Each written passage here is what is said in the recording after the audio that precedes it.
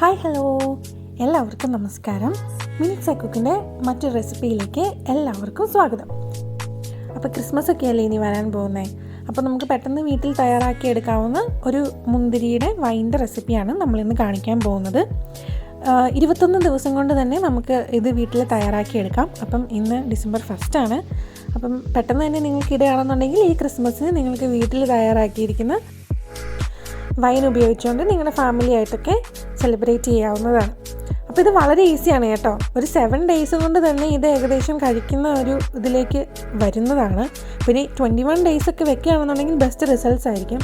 Up to 3 months വെക്കുകയാണെങ്കിൽ വളരെ നല്ലതായിരിക്കും. അത് കാലം കൂടുന്തോറും ഇതിൻ്റെ ടേസ്റ്റ് കൂടിക്കൂടി വരും. അങ്ങനെയാണല്ലോ വൈൻ്റെയൊക്കെ ഒരു ഇത്. അപ്പോൾ നമ്മൾ 2 കിലോ മുന്തിരിയാണ് എടുത്തിരിക്കുന്നത്. നന്നായിട്ട് വാഷ് ചെയ്തൊക്കെ വെച്ചിട്ടുണ്ട്.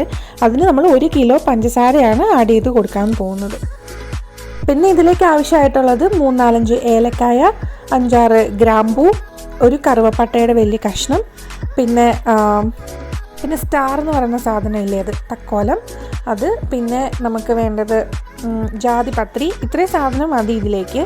പിന്നെ നമ്മളിട്ട് കൊടുക്കുന്നത് ഗോതമ്പാണ്. അപ്പം ഒരു ഗോതമ്പാണെങ്കിൽ ഒരു പിടി ഗോതമ്പ് നിങ്ങളുടെ കൈക്ക് ഉള്ളിൽ കിട്ടണ പോലെ ഒരു പിടി ഗോതമ്പ് ഒന്നെങ്കിൽ നമുക്ക് കിഴി കെട്ടിയിട്ട് ഇട്ട് കൊടുക്കാം, അല്ലെങ്കിൽ ചുമ്മാ ഇട്ട് കൊടുത്താലും കുഴപ്പമൊന്നുമില്ല. എന്താണെങ്കിലും നമ്മളിത് സ്ട്രെയിൻ ചെയ്താണ് എടുക്കുന്നത് വൈൻ റെഡി ആയി കഴിഞ്ഞ് കഴിയുമ്പോൾ. അപ്പോൾ ഞാനിപ്പോൾ ചുമ്മാ ആണ് ഇതിനകത്തേക്ക് ഇടുന്നത്. വളരെ ഈസി മെത്തേഡിലാണ് നമ്മൾ ചെയ്യാൻ പോകുന്നത്. അപ്പോൾ നമ്മൾ ക്രഷ് ചെയ്ത് വെച്ചേക്കുന്ന ഈ മുന്തിരി നമ്മൾക്ക് ജാറിലേക്ക് ലെയറായിട്ട് ഇട്ട് കൊടുക്കാം. നന്നായിട്ട് കഴുകി ഉണക്കി വെച്ചിരിക്കുന്ന മുന്തിരി നമ്മളിങ്ങനെ ലെയറായിട്ട് ക്രഷ് ചെയ്തിട്ട് ഇട്ട് കൊടുക്കുകയാണ്. ആദ്യമത്തെ ഒരു ബേസ് ഇട്ടതിന് ശേഷം നമ്മളിനി അതിനകത്തേക്ക് കുറച്ച് പഞ്ചസാരയാണ് ആഡ് ചെയ്ത് കൊടുക്കാൻ പോകുന്നത്. ഇനി പഞ്ചസാര നമ്മൾ ഇതിലേക്ക് മുഴുവനായിട്ട് ആഡ് ചെയ്ത് കൊടുക്കേണ്ട. ഇത് നമ്മൾ ലെയർ ചെയ്താണ് ഇട്ട് കൊടുക്കാൻ പോകുന്നത്. ഇപ്പോൾ പഞ്ചസാര ഒരു 3-4 ഇതിട്ട് കൊടുത്തതിന് ശേഷം നമ്മളിനി ബാക്കി വന്നിരിക്കുന്ന ഗ്രേപ്സ് വീണ്ടും ഇട്ട് കൊടുക്കുകയാണ് അതിൻ്റെ മുകളിലേക്ക് ലെയറായിട്ട്. ഇനി നിങ്ങൾ ഈ ഗ്ലാസ് ജാറോ ഭരണിയോ എടുക്കുമ്പോൾ നല്ല വൃത്തിയായിട്ട് കഴുകി ഉണക്കിയിട്ട് വേണം കേട്ടോ എടുക്കാൻ വേണ്ടിയിട്ട്. വെള്ളത്തിൻ്റെ അംശം ഉണ്ടാവാൻ പാടില്ല. അതുപോലെ തന്നെ നല്ല വൃത്തിയായിട്ട് ഉണക്കി എടുത്തില്ല എന്നുണ്ടെങ്കിൽ ഇത് അഴുകി പോകാനുള്ള ചാൻസ് ഉണ്ട്. മുന്തിരിയൊക്കെ ചീത്തയായിട്ട് പോകും. അതുപോലെ ഈച്ച പിടിക്കാനും ചാൻസ് ഉണ്ട് നാട്ടിലത്തെയൊക്കെ ഒരു ക്ലൈമറ്റ് വെച്ചിട്ട് നോക്കുമ്പോൾ. അപ്പം നല്ല വൃത്തിയായിട്ട് ഡ്രൈ ആയിട്ട് എടുത്തതിന് ശേഷം വേണം നമ്മളിത് തയ്യാറാക്കി എടുക്കാൻ വേണ്ടിയിട്ട് കേട്ടോ. അപ്പോൾ നമ്മൾ അടുത്ത ലെയർ ഗ്രേപ്സ് ഇതിലേക്ക് ആഡ് ചെയ്ത് കൊടുത്തു. അതിനുശേഷം നമ്മൾ ബാക്കി വന്നിരിക്കുന്ന പഞ്ചസാര ഇനി ആഡ് ചെയ്ത് കൊടുക്കുകയാണ്. ഇനി കുറച്ചും കൂടി ഗ്രേപ്സ് നമുക്ക് ആഡ് ചെയ്ത് കൊടുക്കാറുണ്ട്. ഇപ്പം നമ്മൾ സെക്കൻഡ് ലെയറാണ് ഇട്ട് കൊടുക്കുന്നത്. സെക്കൻഡ് സെറ്റ് ലെയറാണ് ഇട്ട് കൊടുക്കുന്നത് കേട്ടോ. അപ്പോൾ നമ്മൾ ആദ്യം മുന്തിരി ഇട്ടു, പിന്നെ കുറച്ച് പഞ്ചസാര ഇട്ടു, വീണ്ടും മുന്തിരി ഇട്ടു, ഇപ്പോൾ പഞ്ചസാര ഇട്ടുകൊണ്ടിരിക്കുന്നു. ഇനി നമ്മൾ ഇതിൻ്റെ ലാസ്റ്റ് വന്നിരിക്കുന്ന മുന്തിരി നമുക്ക് ഇതിലേക്ക് ചേർത്ത് കൊടുക്കാം. നമ്മളിതൊരു പിങ്ക് കളറിലായിട്ടായിരിക്കും കേട്ടോ കിട്ടുക നമ്മൾക്ക് വൈൻ വന്നു കഴിയുമ്പോൾ. അതായത് നമ്മൾ പഞ്ചസാര ആഡ് ചെയ്ത് കൊടുക്കുന്നത് കൊണ്ടാണ്. ഇനി പഞ്ചസാരയ്ക്ക് പകരം നിങ്ങൾ ശർക്കര ആഡ് ചെയ്ത് കൊടുക്കുകയാണെന്നുണ്ടെങ്കിൽ അതും നല്ല വൈൻ്റെ കളർ, ഒരു മെറൂണിഷ് കളറൊക്കെ ആണല്ലോ. അപ്പോൾ ആ ഒരു കളർ കിട്ടണമെങ്കിൽ നിങ്ങൾ ശർക്കര ആഡ് ചെയ്ത് കൊടുക്കുക, അല്ലെങ്കിൽ ബീറ്റ്റൂട്ടിൻ്റെ ഒരു കഷ്ണം ആഡ് ചെയ്ത് കൊടുത്താലും മതിയായിരിക്കും. നമ്മളിപ്പോൾ റോ ആയിട്ട് ഇത് എങ്ങനെയാണ് വരണേന്ന് ആണ് നോക്കണത്. ഇതും നല്ല ടേസ്റ്റിയാണ് കേട്ടോ. അപ്പം നമ്മൾ അവസാനം വന്നിരുന്ന ഗ്രേപ്സ് ക്രഷ് ചെയ്തത് ഇട്ട് കൊടുത്തു. അതിനുശേഷം ബാക്കി വന്നിരുന്ന പഞ്ചസാര ഇട്ട് കൊടുത്തു. പിന്നെ നമ്മൾ എടുത്ത് വെച്ചിരുന്ന ഗ്രാമ്പൂ, ഏലക്ക, കറുവപ്പട്ട, തക്കോലം, പിന്നെ ജാതിപത്രി, ഇതെല്ലാം ഇട്ട് കൊടുത്തതിന് ശേഷം ഒരു 1 tablespoon ഡ്രൈ ഈസ്റ്റ് ചേർത്ത് കൊടുക്കുകയാണ്. അപ്പോൾ ഇത് ഫെർമെൻറ്റേഷന് വേണ്ടിയിട്ട് ഹെൽപ്പ് ചെയ്യാൻ വേണ്ടിയിട്ടാണ് നമ്മൾ ഡ്രൈ ഈസ്റ്റ് ചേർത്ത് കൊടുക്കുന്നത്. ഞാനത് ചൂടുവെള്ളത്തിലൊന്നും മുക്കി വെച്ചിട്ട് അങ്ങനെയൊന്നും ഇല്ല. നമ്മൾ നേരെ ഡ്രൈ ഈസ്റ്റ് ഇതിലേക്ക് ഇട്ട് കൊടുക്കുകയാണ് ചെയ്തത് കേട്ടോ. ഇനി അതിനുശേഷം നമുക്ക് ഗോതമ്പ് ഒരു പിടി എടുത്ത് വെച്ചിരുന്നത് ആഡ് ചെയ്ത് കൊടുക്കാം. അതിനുശേഷം നന്നായിട്ട് തിളപ്പിച്ചാറിയ ഒരു 1 liter വെള്ളമാണ് ഇതിലേക്ക് ആഡ് ചെയ്ത് കൊടുക്കുന്നത്. നമ്മൾ തിളപ്പിച്ചാറിയ വെള്ളം തന്നെ എടുക്കാൻ വേണ്ടിയിട്ട് പ്രത്യേകം ശ്രദ്ധിക്കുക. ഇല്ലാന്നുണ്ടെങ്കിൽ ഇതിലേക്ക് ഈച്ചയുടെയൊക്കെ ഒരിത് ഇറങ്ങാനുള്ള ചാൻസ് ഉണ്ട്. അപ്പോൾ നല്ല വൃത്തിയായിട്ട് നമ്മൾ നല്ല തിളപ്പിച്ചാറിയ വെള്ളം ഇതിലേക്ക് ചേർത്ത് കൊടുക്കുക. എന്നിട്ട് നന്നായിട്ട് ഒരു ഡയറക്ഷനിലേക്ക് നമ്മൾക്ക് ഒന്ന് മിക്സ് ചെയ്ത് കൊടുത്തതിന് ശേഷം നന്നായിട്ട് എയർ ടൈറ്റ് ആയിട്ടുള്ള ഒരടപ്പ് വെച്ചിട്ട് നന്നായിട്ട് അടച്ച് വയ്ക്കാം. ഇനിയിപ്പോൾ ഒന്നും ചെയ്യാനില്ല, ഇത് തന്നെ സെറ്റായിക്കോളും. നമ്മൾ ഭരണിയിലൊക്കെയാണ് കെട്ടുന്നതെന്നുണ്ടെങ്കിൽ ഒരു നല്ല തുണി വെച്ചിട്ട് മേലിൽ വെച്ചിട്ട് ടൈറ്റ് ചെയ്തോട്ട് എയർ കിടക്കില്ലാത്ത രീതിയിൽ അടച്ചു വയ്ക്കുക. സോ ഇത്രയേ ഉള്ളൂ. അപ്പം നല്ല അടിപൊളിയായിട്ട് നമ്മുടെ വൈൻ ജാർ റെഡി ആയിരിക്കുകയാണ്.